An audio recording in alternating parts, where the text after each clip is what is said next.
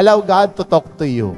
Allow God to reveal Himself to you. Ito'y nangyayari sa ating pananalangin, sa ating pagbabasa ng Kanyang kasulatan.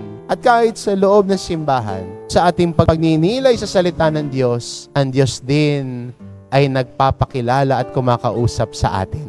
Kaya magandang pakinggan natin Siya dahil Siya ang mabuting pastol na gumagabay sa ating buhay.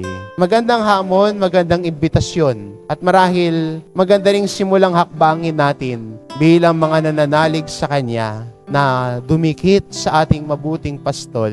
Ang Kanyang boses at tinig na inaasam nating pakinggan, tumatakbo tayo patungo sa Kanya dahil gusto natin siyang marinig. At pag naririnig natin ang tinig ni Jesus, nagiging buo at ganap ang ating buhay. Sana bilang mga nananalig at deboto rin ni Jesus Nazareno, unahin ang pakikinig sa Kanyang salita at ang salita ng Diyos ang siyang gabay natin sa ating buhay, siyang gabay natin sa ating pamumuhay.